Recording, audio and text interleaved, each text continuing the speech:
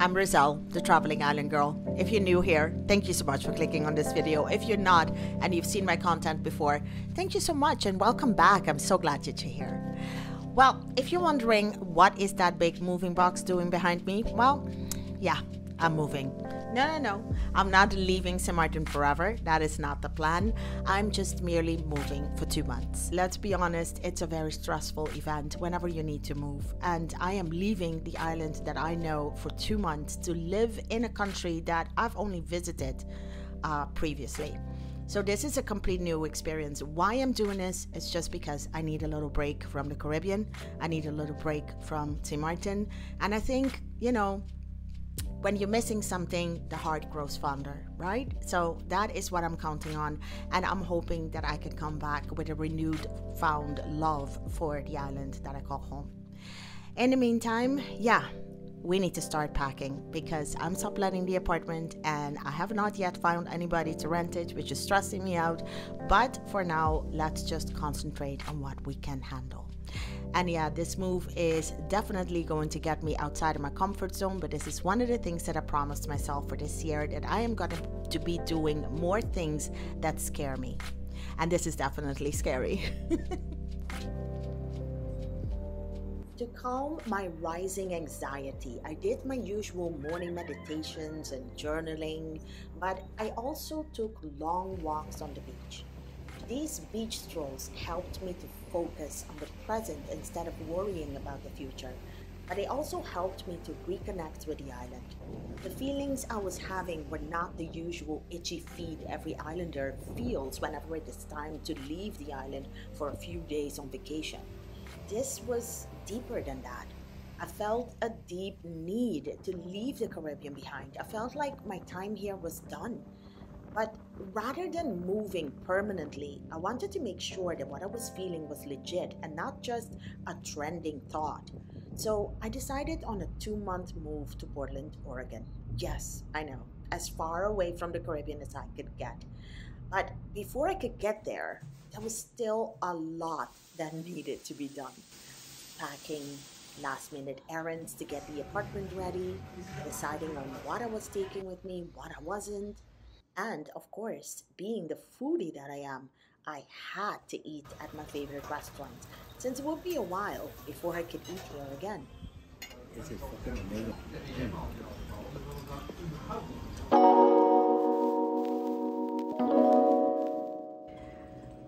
72 hours until D-Day. I just got a notification from American Airlines, just a notification just saying, hey, your flight is coming up. And I'm like, I don't need this pressure right now. But if I'm completely honest, that email just did have my heart to do a little skippity skip there for a second. And I don't think it's fear. I don't think it's anxiety. I think it's just excitement. I'm really excited to temporarily move to Portland. And I realized just the other day that it can be fear because I've done this before. This is nothing new to me. I moved from Curacao to the Netherlands, and then I moved from the Netherlands to St. Martin. And at the time when I did that move, I didn't know much about what to expect in the Netherlands. I didn't know much about what to expect in St. Martin. So this is the same thing again. I've done this before. I should not be scared. I should not be anxious. This is definitely just excitement. 72 hours, I'm going to be in Portland. And it's crazy. I think it's a little bit more than 72 hours. 72 hours until I take my flight to Miami.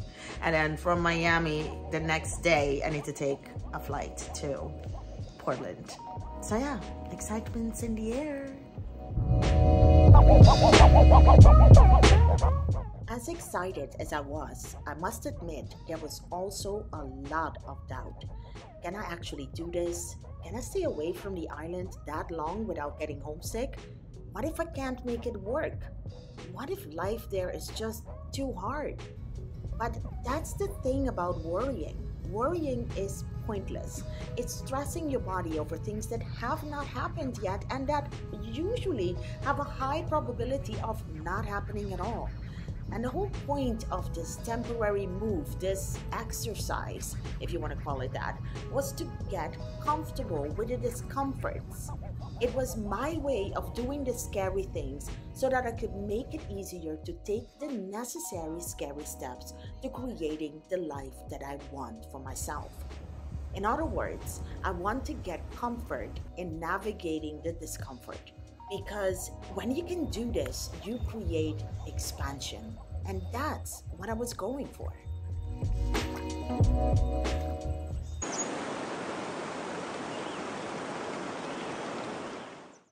Morning.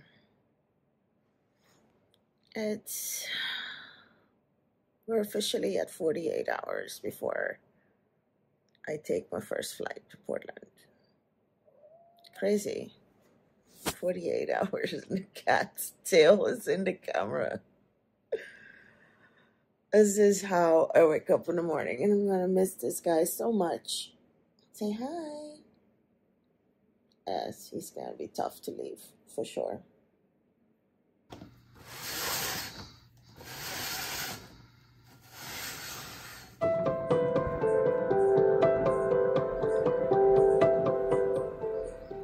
With less than 48 hours to go before my flight, there were still a few little things that I had to take care of.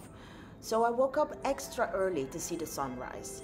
This has been my view for the last 2 years, and I was definitely going to miss it. So I took my time and took it all in.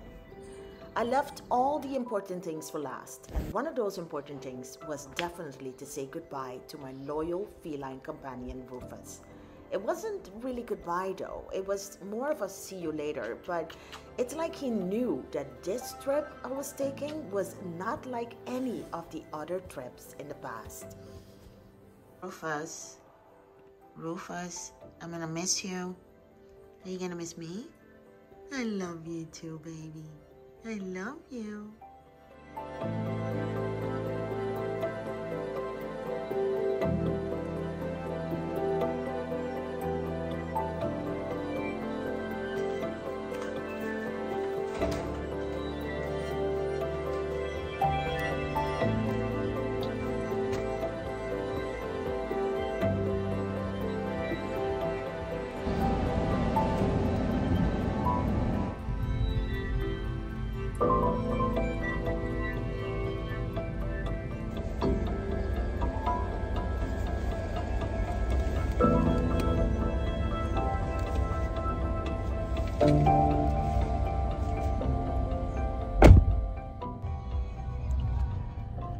I just watched them take my baby in the back room with all the other kittens, and you know, I've left him here before. I know he's gonna be in really good hands, and I know he's got friends, and I know he's gonna play a lot and get the attention that he needs, but I'm just sad for me because I'm leaving him behind for 2 months, and I've done this many times before, but never for this long, so it's definitely a little difficult. It's more difficult than I thought it was gonna be. But I couldn't dwell on this sadness for too long. There were other things on today's list, like my hair. I just figured a new temporary life only deserves a new temporary look.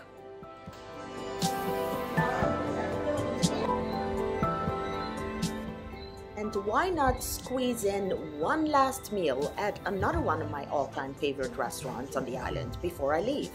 That's amazing.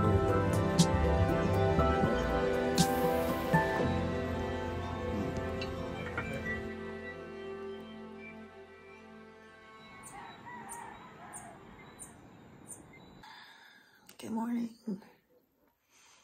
Today's the day. This afternoon, I take my first flight out of the 3 flights I gotta take to Portland. I'm excited. Also a little overwhelmed because there's so much still that I gotta do and wrap up the apartment before I can leave. Yeah, I'm really, really excited too.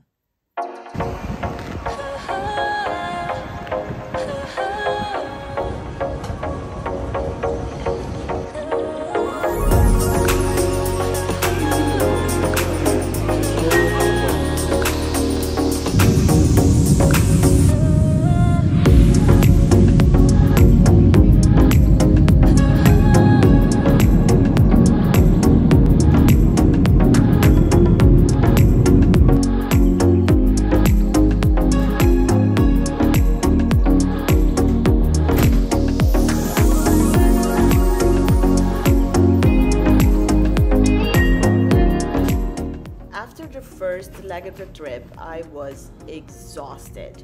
All I wanted to do was go to sleep. But first, I had to eat.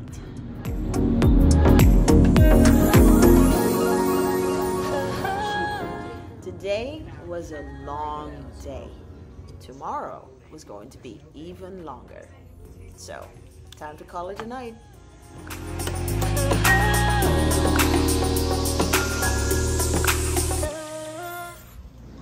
It's 2:20 in the morning and I'm outside of the hotel waiting for the shuttle.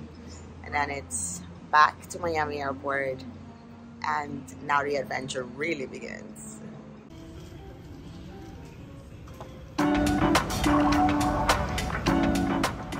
After a delay of an hour, we were finally leaving Miami.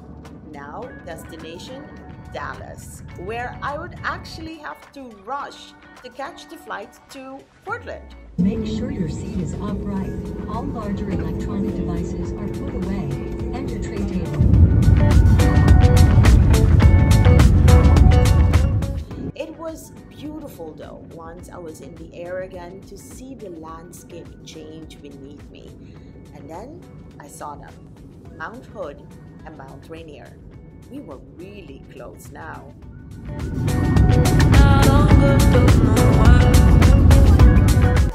The excitement I felt at the time of touchdown was unbelievable.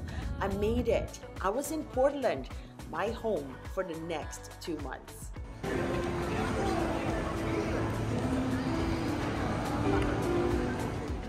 But what is life in Portland really like for this island girl? Where was I going to stay? What was I going to do? For the answers to those questions, you're gonna have to tune in for part 2.